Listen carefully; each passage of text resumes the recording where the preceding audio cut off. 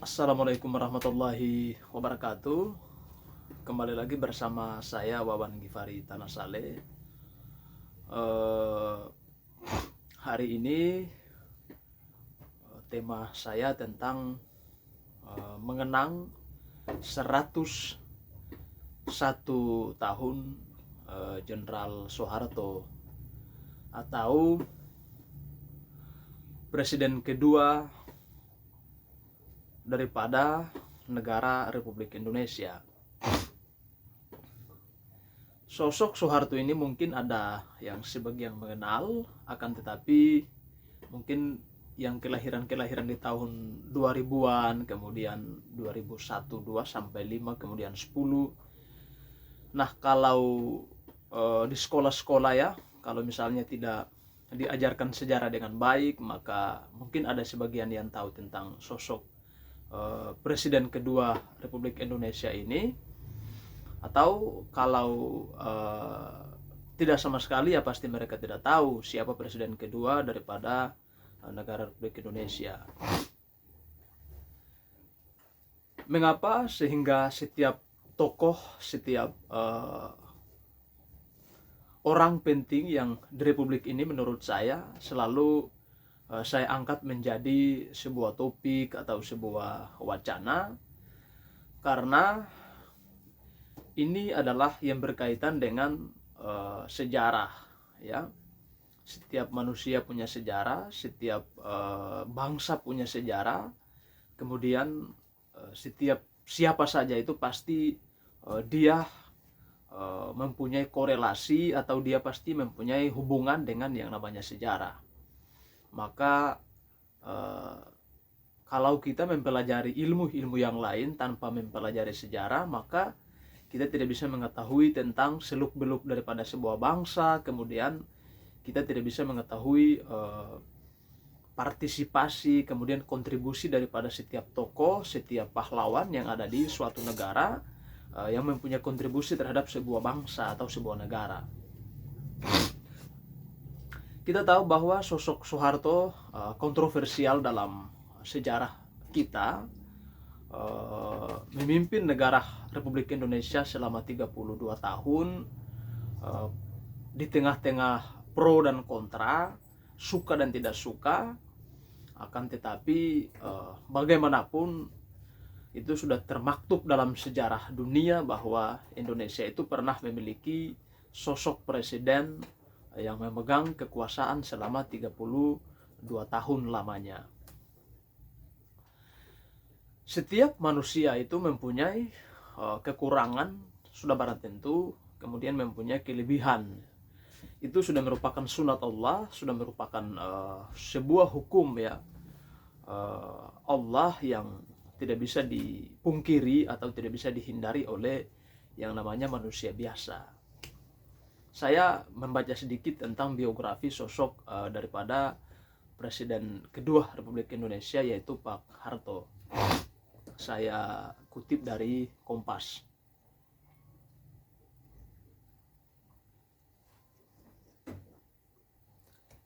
Presiden kedua RI Soeharto lahir di Dusun Kemusuk, Desa Argo Mulyo, Sedayu, Bantul, Daerah Istimewa Yogyakarta pada 8 Juni 1921.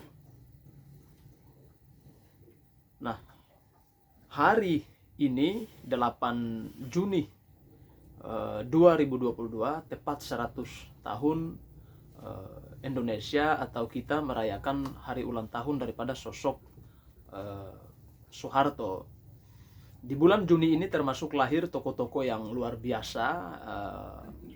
Pertama misalnya Tan Malaka, kemudian Bung Karno, kemudian hari ini Soeharto. Pokoknya orang-orang yang mempunyai kelebihan, mempunyai prestasi yang luar biasa itu lahir khususnya di Indonesia itu lahir pada bulan Juni ya, yang seperti kita lihat misalnya Tan Malaka, kemudian Bung Karno, kemudian Pak Harto. Mengapa sehingga Pak Harto dikecam? Pada 1965-66 kan ada suatu peristiwa yang terjadi yang disebut atau dimaksud dengan Super Semar. Super Semar itu adalah penyerahan mandat atau sebuah surat dari Presiden Bung Karno kepada Pak Harto.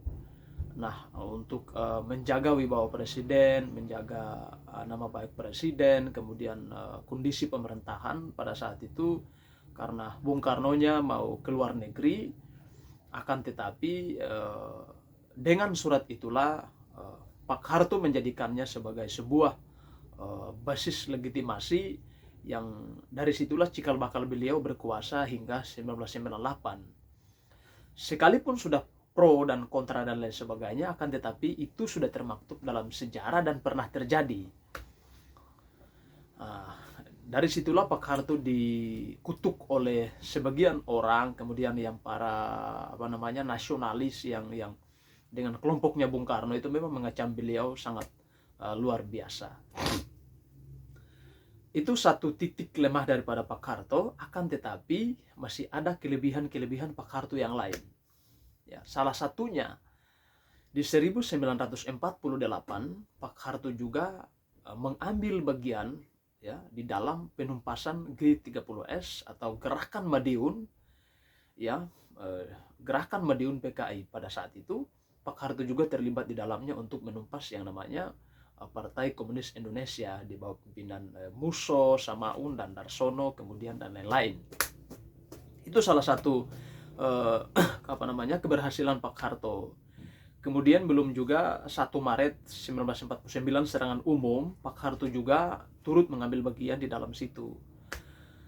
Nah, yang ketiganya, Pak Harto juga pernah diberikan kepercayaan oleh Bung Karno untuk sebagai komandan pembebasan Irian Barat, atau yang biasa kita kenal dengan Komandan Mandala, ya, pembebasan Irian Barat pada saat itu. Itu juga Bung Karno memberikan kepercayaan kepada Pak Harto. Kemudian dari segi pembangunan, Pak Harto itu mempunyai sebuah konsep pembangunan yang pernah ada, disebut dengan Repilita 1, Repilita 2, Repilita 3, Repilita 3, dan lain sebagainya. Itu dengan tujuannya agar supaya beliau memperbaiki kondisi perekonomian, stabilitas perekonomian kita di Indonesia. Mungkin dari situlah sampai hari ini ada sebagian masyarakat yang masih hidup dari zaman Pak Harto, kemudian melihat kondisi sosial perkembangan Indonesia saat ini, sebagian masih merindukan Pak Harto. Entahlah seperti apa, ya, kita mau menilai beliau diktator dan lain sebagainya, akan tetapi masyarakat mempunyai penilaian tersendiri yang pernah hidup di bawah rejim Soeharto, itu mempunyai penilaian tersendiri terhadap kelebihan-kelebihan Pak Harto. Kemudian 1965, ya, Pak Harto juga mempunyai andil yang cukup luar biasa, yaitu membubarkan Partai Komunis Indonesia, kemudian menetapkan PKI sebagai salah satu organisasi atau partai terlarang di Indonesia. Itu bagian daripada deretan-deretan keberhasilan Pak Harto. Kemudian dari segi stabilitas keamanan, Pak Harto juga cukup luar biasa di dalam persoalan menetralisir kondisi bangsa. Kemudian beliau mampu meredam setiap gejolak yang terjadi di daerah-daerah, misalnya GAM, misalnya RMS, kemudian di Poso, ya, itu beliau mampu juga meredam gerakan-gerakan yang bibit-bibit baru yang mencoba untuk melakukan rongrongan terhadap keutuhan NKRI. Selamat ulang tahun untuk Pak Harto yang ke-101 tahun.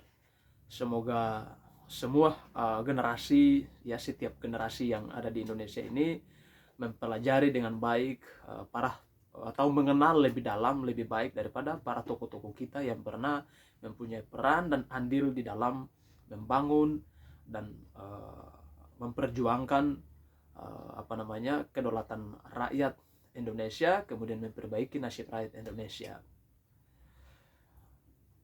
Demikian dari saya. Wassalamualaikum warahmatullahi wabarakatuh. Jangan lupa like, komen, share, dan subscribe. Jas Merah.